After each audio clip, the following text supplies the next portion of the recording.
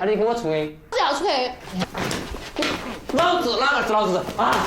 你谁是你我？他不是两个谁是你的吗？2006年冬天，广州的一个服装厂车间内，农民工坐在缝纫机前辛苦的劳作，周围嘈杂声不断，小孩在一旁安静的睡觉。临近年关，大家一边工作一边想着回家过年的事。张昌华和陈素琴夫妇出来打工已经10多年了，忙碌了一整年的夫妻俩终于可以回家看孩子了。夫妻俩住在一间用帘子隔断的出租屋内，房子小的只装得下一张床和一个小桌子，住宿条件非常恶劣。年关将至，火车站人山人海，人们拿着大包小包的行李缓慢地向前移动。然而老张夫妻俩还没有买到回家的车票。中午吃饭的时候，同事们说火车站就快没有车票了，老张却觉得退票窗口肯定还是有票的。夫妻俩把赚钱放在第一位，想等到放假再出去买票。到了晚上，陈素琴打电话给孩子，先是为了女儿琴琴的考试成绩，并叮嘱她要好好读书，接着又告诉她还没有买到车票的事情，不知道是不是信号问题，还是女儿不想讨论学习的事。电话那头突然没了声音。放了假的老张夫妻俩到车站买票，发现果然没有票了。两人试了1个星期都没有买到票，还剩5天就过年了，再买不到票就要来不及了。孩子们还一直在问父母什么时候到家，夫妻俩焦头烂额，只能无奈地先回到工厂，坐在缝纫机前继续工作。陈素琴对张昌华说，再买不到票就找黄牛买吧，辛苦了1年就等着回家过年呢。距离广州2100公里的四川省回龙村，琴琴正在准备给猪吃的叶子。现在村里剩下的都是中年人和老人，年轻人基本都出去打工了。琴琴班上还有几个人在学校，其他的也都外出打工去了。琴琴和弟弟张扬跟着外婆一起生活。老张夫妻出去打工就是为了让一对儿女可以过上好日子。夫妻俩都没有什么文化，只希望在经济上可以支撑起这个家庭。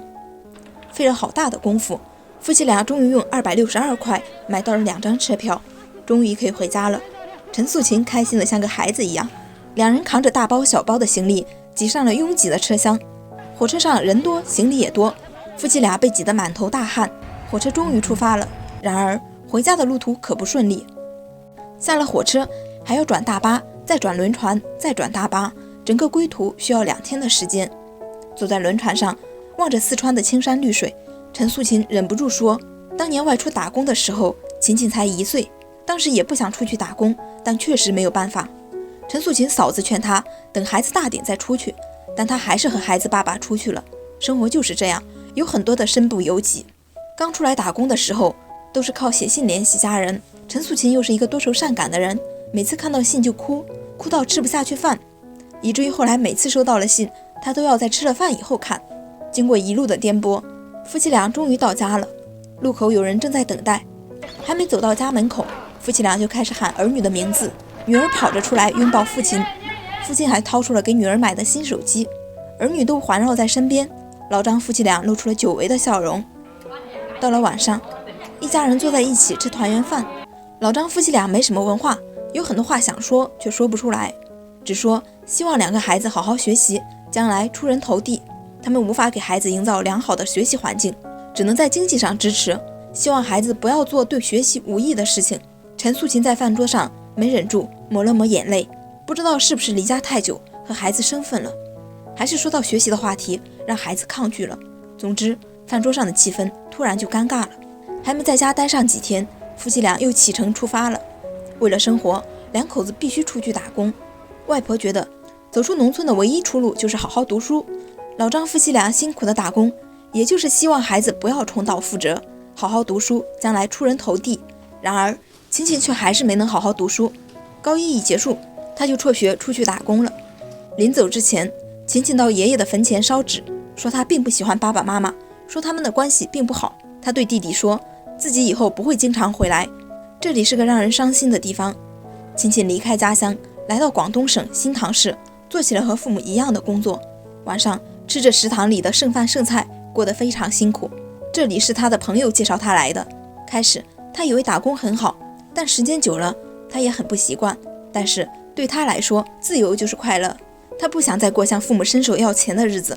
在学校就像关在笼子里一样，打工虽然辛苦，但总比在学校好。休息的时候，他和朋友坐摩托车出去逛街，享受着大城市的繁华。他还去理发店烫了个头发。从理发店出来的秦秦脚步都轻快了不少。而另一边，父母却非常担心，他们努力打工就是为了供2个孩子好好读书，结果孩子却还是走上了自己的老路。夫妻俩一想到孩子独自在外打工，就偷偷抹起了眼泪。另一边，秦秦却丝毫不知道父母的担忧，在和朋友一起喝酒，还说父母从小就不在自己身边，感情不深。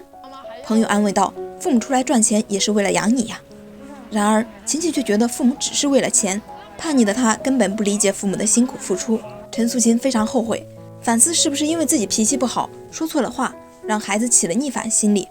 夫妻2人实在放心不下，来到女儿打工的地方看望她。老张问女儿接下去有什么打算，秦秦说走一步看一步。老张有点生气，17、18岁的姑娘了，怎么还走一步算一步呢？他希望女儿可以回去读书，但又没有明说，只是说弟弟很想念他，然而他却没有把父亲的话放在心上。老张回去后还想着做女儿的思想工作，于是打电话和女儿沟通。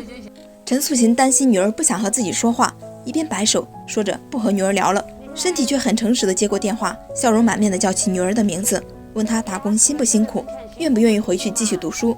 得到的回复却是没想好。时间过得很快，转眼春节又到了，2口子来给秦秦收拾行李回去过年。秦秦看着父母忙碌的身影，始终沉默，看得出来他并不想回去过年。这一次车票是买到了，但是因为雪灾和冻雨，广州火车线路瘫痪了，回乡的人都被滞留在车站内，人挤人，根本不能动弹。老张一家人在雨中等待了5个多小时，却被告知没有车了。有不少人准备回头了，然而老张一家却没有离开。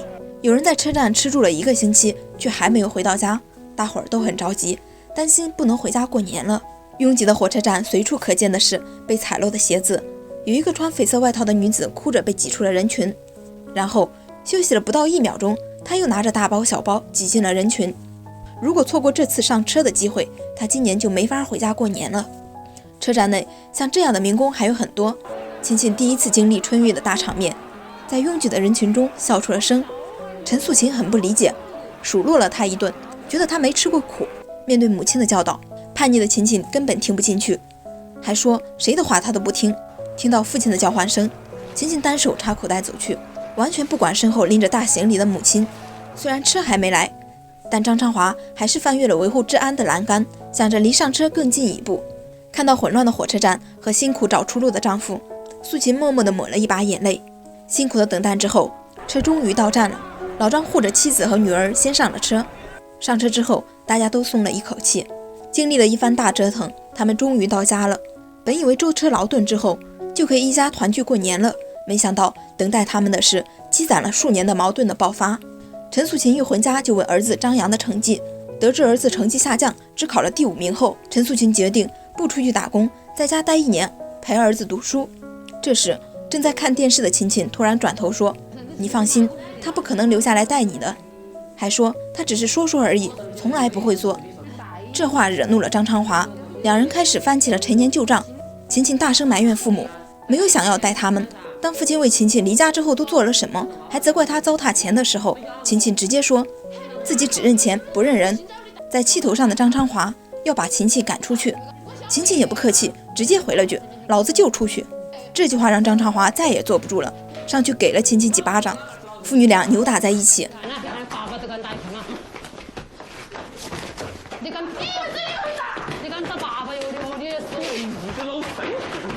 最后弱小的秦秦被父亲打倒在地，爬起来后，秦秦对着镜头大喊，你们不是要真实吗？这就是真实。说完之后继续和父亲嘴硬，2人又打了起来。1年到头，一家人难得坐在一张桌子上吃饭，然而在年夜饭桌上大家都没有说话，他们都知道闹完之后秦秦再回去读书是不可能的了，他们都被迫接受了现实。素琴说孩子大了不好管，不能勉强他们。秦秦沉默地坐在一旁，尽管家里的事情很糟心。过了几天，老张夫妇还是出去打工了。临走之前，陈素琴去庙里拜菩萨，她点了几根蜡烛，双手合十。她不知道自己做错了什么，只希望孩子平平安安。过完春节后，秦秦到深圳打工，这一次她选择在一家酒吧做服务员。时间久了，他也习惯了城市中纸醉金迷的生活，穿起了露脐装和超短裤，学会了在酒吧里跟着人流摇摆。而另外一边，由于金融危机，许多工厂都倒闭了，工人也都失业了。老张夫妻俩在担忧中勉强维持着生计。素琴觉得自己的手脚变慢了，加班都没体力了，岁月不饶人，不得不服老呀。张长华希望妻子可以回家，但一向沉默的他并没有说出口。10几年的夫妻了，素琴完全看透了丈夫的心思，所有的父母的希望都在孩子身上。素琴不希望儿子像姐姐一样不好好学习，年纪轻轻就出来打工，但是她又很担心丈夫一个人在外打工，负担不起整个家庭。就在她陷入两难的境地时，一直沉默的张长华突然对妻子说了一句：“少种点田。”素琴这才下定了决心，准备回家了。又是一年春运，这一次车站没有往年的拥挤，但是今年只有陈素琴一个人回老家。张长华送妻子到车站，直到他没入人流，才转身离开。老张的背影看上去孤独又冷清。接下来，家庭的重担就全部压在这个瘦弱的身躯上了。《归途列车》这部纪录片真实地记录了底层农民工的生活，该片一上映就获得了许多国际奖项。由此可见，国内外都对春运和底层农民工非常关注，因为这些辛酸的背后反映的是社会存在的种种问题。这部纪录片是在2009年上映的，距今已经过去了10多年了。这些年，我国经济高速发展，但还是有很多农民工被生活所迫，不得不进城打工。有很多依然还在经历着像老张夫妻俩那样的矛盾，忙碌了一整年，就期待着回家过年，可现实有很多无奈和心酸。眼看着快到春节了，就地过年这个新词频繁地出现在大众视线里。面对今年疫情的复杂形势，你打算在哪儿过年呢？这里是普通人实录，记录普通人不普通的生活。感谢你的关注。